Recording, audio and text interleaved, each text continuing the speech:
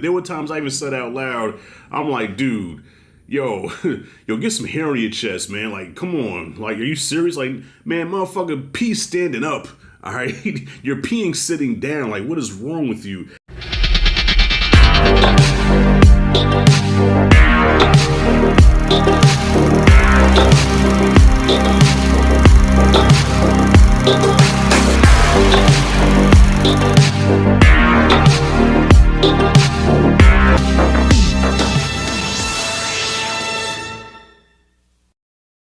Alright, y'all, so I just got in from watching Speak No Evil, directed by James Watkins and starring James McAvoy, and I don't want to call it a tour de force. You know, I still don't know the definition of tour de force, but that's like a master fucking performance. Like 2 weeks in a row, I don't see some dope performances. First from Catherine Hunter, and now James McAvoy. So I'll put both of them right now as my two favorite performances of the year. So with Speak No Evil, I feel like I done watched this trailer so many times this year. I've seen a lot of scary movies this year, and every scary movie I went to go see, they played the trailer for Speak No Evil. Now, I try to time my movie-going experience by trying to skip most of the trailers, so I try to come in at the last trailer, and damn it, every time I try to time it to catch the last trailer, that's always the last trailer. So I feel like I've seen this movie before I even seen it. But here's the thing. The trailer did do something smart because they did show a lot of the movie, and even what you would call like, damn, they revealed the twist kind of, but they did leave out a detail that really turned the tide of the whole movie, where I'm like, okay, well, they did leave that part out. Okay, cool. At least they left us something to be like, oh shit. And that was the reaction of the crowd when that happened. So just to give you a brief synopsis, this family led by a weak ass husband, I said it. This dude had like no balls at all, man. This brother had like, yo, I wanted to send him to Cobra Kai so bad and let Johnny Lawrence get a hold of him for about a couple of months just so he can get some testicular fortitude. So this family is at this retreat thing or whatever. There's some place with a lot of rich people, and they run into James McAvoy and his family. And from the jump, you could tell something's up with this dude, with James McAvoy's character. Like, okay, he's nice, but something about him just seems like, you know, when you look at a motherfucker, you can just tell something wrong. You know what I'm saying? Like, just something just looks missing in that motherfucker's face. You know, to quote Richard Pryor, like, you look like something's wrong. Like, something just looks missing in this motherfucker's face. So, anyways, they find that, okay, this family, even though they're weird, they're the most grounded of all these yuppies here, okay? So we connect with these people more. And so they get invited to this retreat. Well, not retreat. They get invited to James McAvoy's farm. No, what was his name? Because I don't want to keep calling him James McAvoy. What was his name, the character's name in the movie? Patty, right? They go to Patty's farm, and everything is all cool for the most part. But you already know shit's going to go bad, because if you've seen any movie this year, you've seen the trailer, so you know shit's about to go bad. And it does. But the thing I like about this movie is that it takes its time. It takes its precious time without being a slow burn, because for every nice, wholesome moment that happens where, like, okay, they're getting along, everything is all kumbaya, but under the surface, you can see that this shit's really awkward. Okay, this movie could have been named Awkward, because there was so many awkward moments where you're like, shit, that was awkward. And I know I did mention the husband of the family. I don't even know his name. I don't care to know his name. I don't want to know this motherfucker. He was the weakest husband I've seen in a movie since Winston Duke and Us. Yeah. Winston Duke and Us pissed me off so bad. Like, dude, how you a damn alpha-looking male and you're a pussy? And the husband here was a straight-up pussy, especially as the movie goes on and we get to the juicy stuff. Tell me how the wife had more testicular fortitude than the husband. The wife is doing all the badass stuff while the husband is the damsel in distress.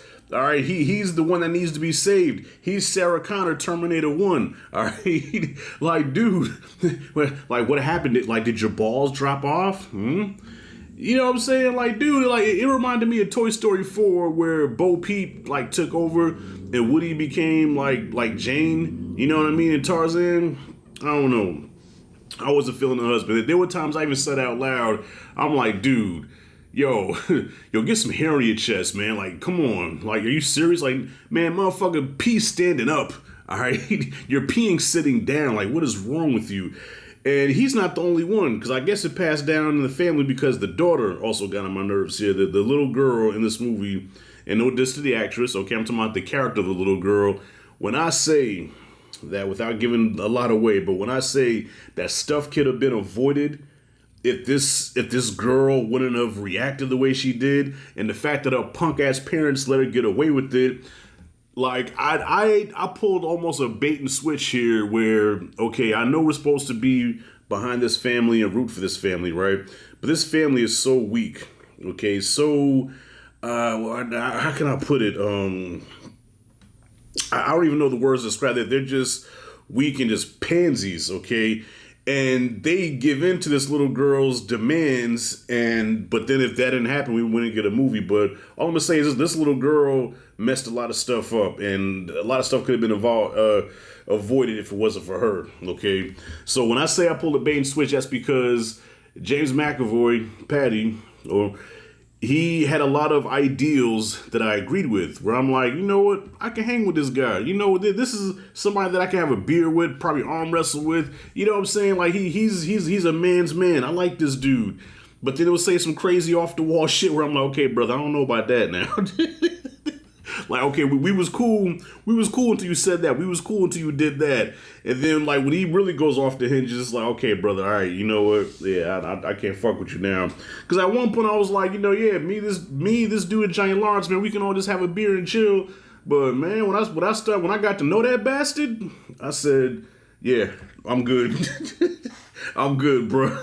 yeah, you can keep that. So, this movie is, I really enjoyed it. You know, the crowd had a good time with it. You know, we laughed. There was moments of tenseness. Even though the trailer did give away a lot of stuff, but still, there was still stuff that did still surprise us. You know what I mean? So, overall, it was a good time. James McAvoy, of course, stole the show.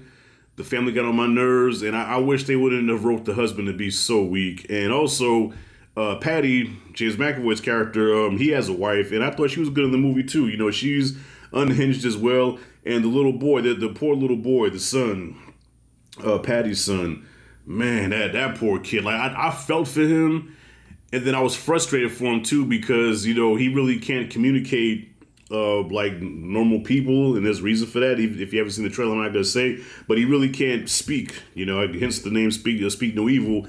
And it's like he's trying to convey some things, and nobody's really understanding him. So it's like, and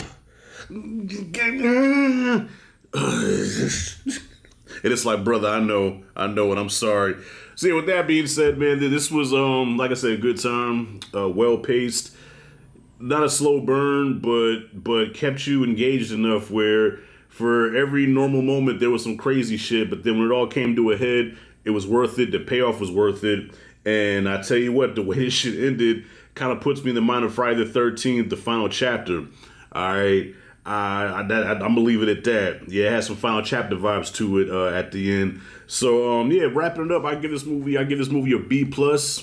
Solid thriller. I wouldn't call it a horror movie. This is more like a English thriller because this guy directed a lot of English movies, so you know it's English thriller, and that's all I got. So have you seen Speak No Evil? Comment freely below. Let me know what you thought. If you like and dig this content, hit that like and subscribe, notification bell in the corner. This is Rashad G signing out. See you in the next video.